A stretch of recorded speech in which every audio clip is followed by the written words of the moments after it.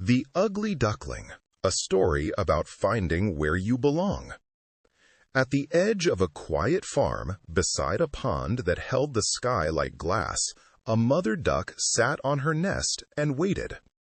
Under her warm feathers were several eggs, small and pale, almost ready to open.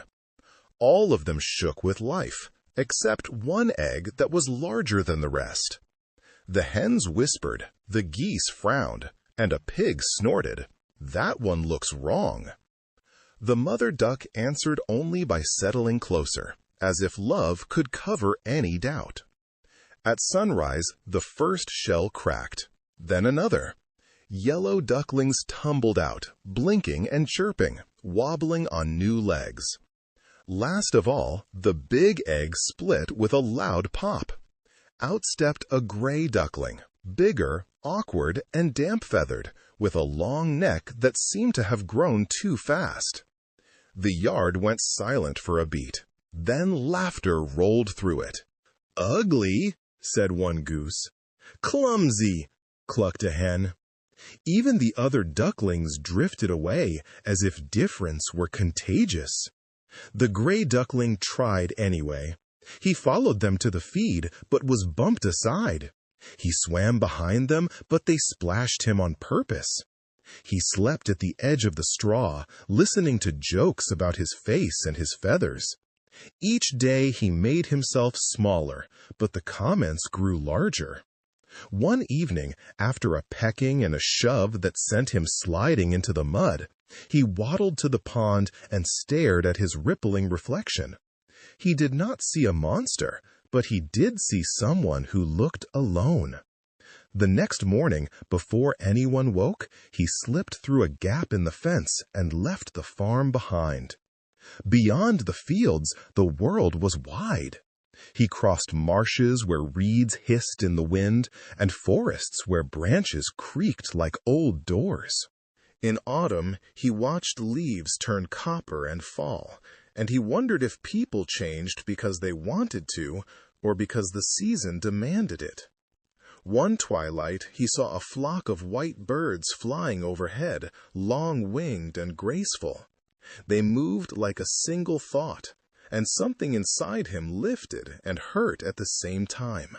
He wanted to follow, but he did not know how.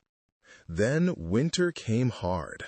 Ice sealed the ponds, snow pressed the grass flat, and hunger followed him like a shadow. A farmer's wife once offered scraps, but her dog barked and chased him away. Some nights he curled into himself and wished he could vanish, yet he kept breathing, kept walking, kept surviving, even when survival felt like the only talent he had. In the quiet of cold mornings, he practiced stretching his wings, and he felt them growing stronger. When spring returned, it did not apologize for winter. It simply arrived. Meltwater ran in silver lines, and the air smelled new. The duckling, no longer small, followed a stream until it widened into a clear lake. There, gliding across the surface like living light, were the white birds again, swans. He froze at the shore, sure that beauty would reject him more sharply than anything else. Still, he stepped in, heart pounding, and lowered his head, ready for the familiar sting. But the swans did not attack. They drifted closer, calm and curious, and one touched his feathers gently, as if greeting a friend. Confused, he looked down at the water. The reflection that stared back was not gray and awkward anymore. It was bright, elegant, and strong. He blinked, and the swan blinked with him. In that instant he understood. He had never been an ugly duck. He had been a swan growing up in the wrong nest. Across the lake, children pointed and smiled. "Look," they said, "a new swan." The words settled into him like warmth. He did not feel superior, only whole. He thought of the farm and the harsh voices, and he realized they had described their own limits, not his value. He spread his wings, not to flee, but to belong, and he glided beside his new family.